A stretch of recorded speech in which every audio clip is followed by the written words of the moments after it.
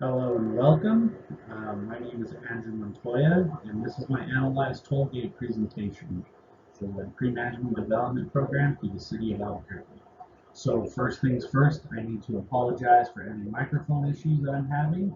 I have been having these issues all morning, and I'm not exactly sure how to fix it. So I'm just going to roll with it, and if I can make improvements later, I am going to do that. So before I begin, I'd just like to catch you up on what my project is. So a little recap. I have been writing and collecting standard operational procedures for the systems inside of the aquarium. When I say systems, I mean the aquatic fish tanks inside of the aquarium, how they work, and day-to-day maintenance on what we need to do. So let me catch you up on my analyzed toolkit and go to the next slide. So my first slide, we're going to be talking about the work I've completed on this project so far. So far, inside of the aquarium, I have identified 7 different areas of the aquarium that need SOPs. And inside of these 7 separate areas, there could be a number of systems inside of that area. So one area that I've identified is quarantine. Room quarantine, it's kind of like the fish hospital. It houses the sick, the injured, the old, anything that needs to be housed in quarantine, you can hold in that area. But it has 25 separate systems. Another area would be the large fish tanks in the aquarium, the large systems, and those are only 4 separate systems. So when I talk about areas, I'm talking about things like that. And more work that's been completed on this. I've approximately collected and or written about 50% of the SOPs inside of the aquarium. And when I say I've written 50%, I have not written 50%. I've written the quarantine procedures and I've collected SOPs from other areas around the aquarium. But I have about 50% of what we need, and it's still what I'm calling the draft phase. Once I collect them all, we're going to go to management for review. But I have about 50% of what I need. And more work that's been completed on this. I've completed all pre-management development program assignments that are associated with this project. So let's go on to the next slide. So the next couple slides, while I was writing them, I kind of figured out that these 2 slides go hand in hand, and I'll explain why in a second. But as you can see, it says issues. Some of the issues that I'm having with this project are new management. We have a lot of new management coming inside of the aquarium, so a lot of different directions on where to go and what to prioritize. So not only do we have turnover amongst management, we also have turnover amongst the regular aquarium staff, temp staff. We're also in a short staffing situation right now due to having temp staff inside of the aquarium. Once a temporary employee hits 2 years, they have to be let go and put on a furlough for 3 months before they can come back. And if management decides to bring them back, they can come back at that time. But we're just in this weird period where we're very short staffed. We're losing temps, and we're also waiting on a couple of B23 positions. So that's one part of the issues I'm having. Another issue that I'm having is how to prioritize this project with management. We have other projects inside of the aquarium that are taking priority, things like our medical reef floor. We have some systems that are down, including the coral reef tank, one of our large systems in Q7, and we also have other animal projects that are going on inside of the aquarium. So prioritizing seems to be one of the issues. Along with issues inside of the aquarium, one of the things I want to cover is gaps in the project. So earlier in the year, we had our annual AZA inspection. AZA stands for the Association of Zoos and Aquariums. So we had our inspection. It took a lot of time. We have to prepare for that. So my project didn't exactly get shelved. It just got put on pause for a moment. And in that time is also when we had new management turnover amongst the staff, and short staffing. So from AZA, which happened in about April, all the way to about now in August, it's just been a roller coaster inside of the aquarium as far as other problems. So getting back on track, I've been working with our new assistant curator to try and put this as a priority because she's really great. She also does believe this is something that we need inside the aquarium. So I'm working with her to get back on track. The next slide I'd like to talk about is my feedback slide. So I'm very open about this project and where it's going with the staff. So one of the things I always do, I'm constantly going to the new assistant curator and talking to her about this project because I do want it to be a priority. I do believe in it and I do think it needs to be pushed.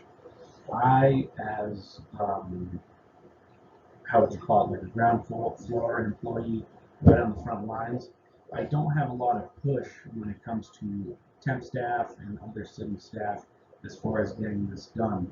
I need backing from management in order for other employees to get motivated to do this. So talking with her, she does love this project. She's encouraging it. The only problem is we're kind of lacking staff right now. So again, it's not shelved, but we're just on hold until we can kind of get more staff in the building, and then we can begin to move forward on this.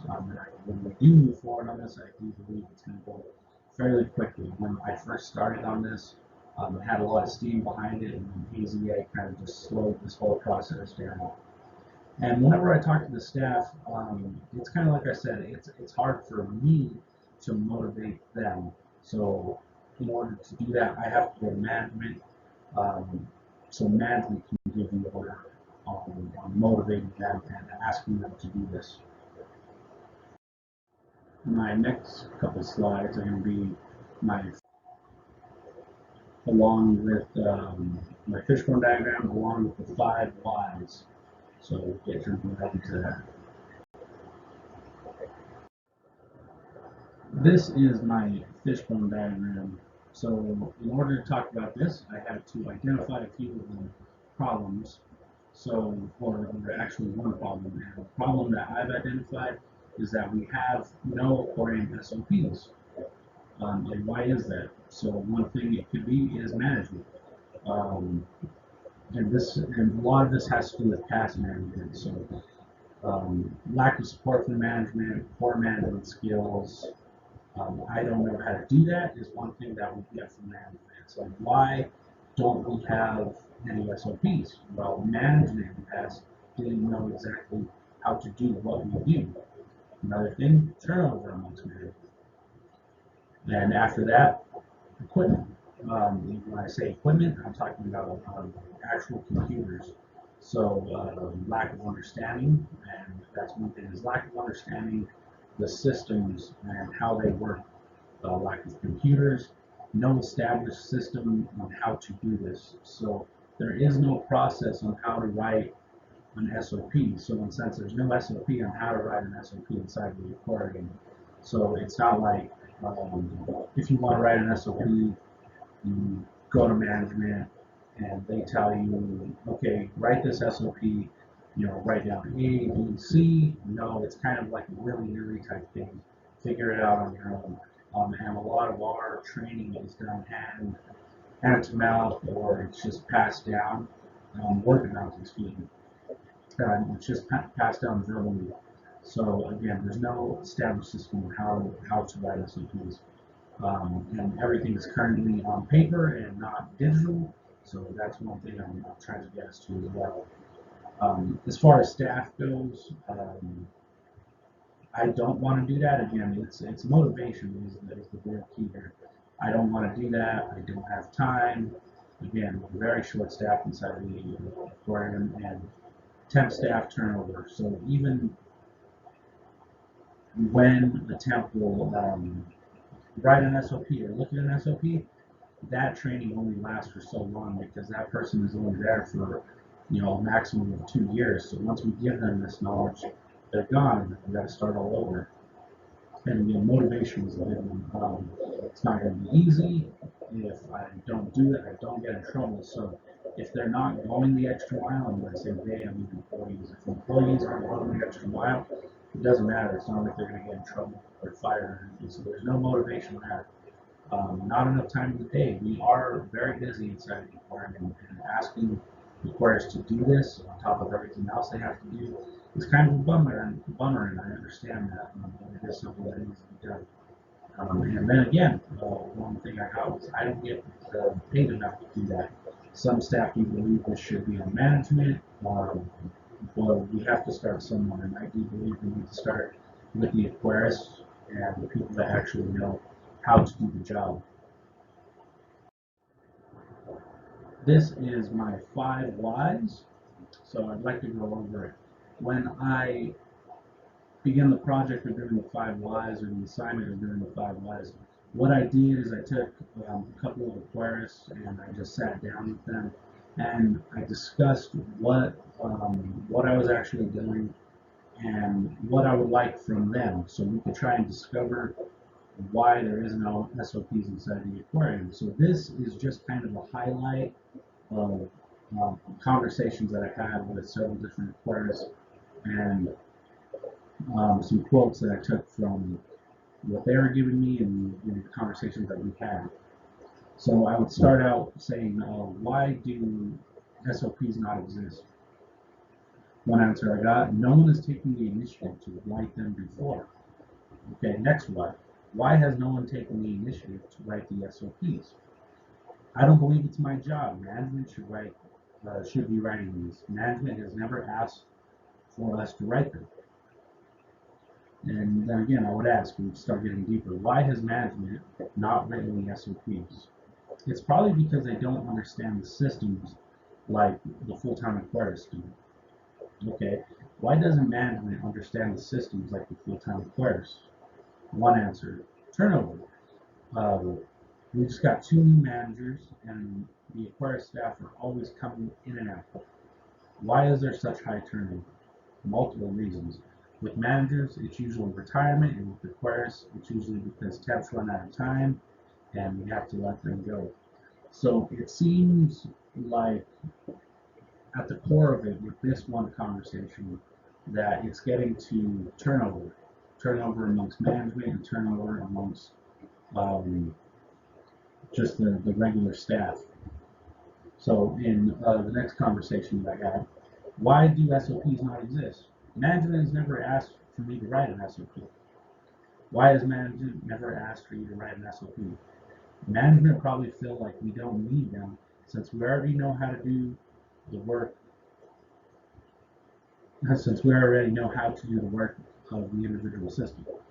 Why does management feel like we don't need SOPs? It's a lack of interest on their part. Management probably doesn't feel like it's a priority.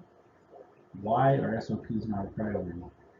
We have many other projects inside of the aquarium that are not completed. Why are these projects not completed? Lack of staff, not enough time, and 40-hour week. So again, it goes back to staffing. Turnover, not having enough staff is what we are saying is the core of this. There just isn't enough time in the day. And do I believe that 100%? Yes, I believe that. We are very short-staffed. But if we have staff that's can be motivated and really get into the job, I think it's something that can be done and it can be fit in. We just have to figure out exactly how to do it and how to create the time to give the aquarists to complete this job. So it's about pushing this up the priority list once we get a couple other things knocked down and hopefully get more staff. Well, I want to thank you all for listening to my presentation, and again, I have to apologize for my computer and microphone issues today. It's something I'll try and improve in my next presentation. But again, my name is Andrew Montoya. I did this presentation for the Pre-Management Development Program on behalf of the 82 Biopark and the City of Albuquerque. And if you have any questions on this project, please feel free to email me at anmontoya@cabq.gov. Thank you.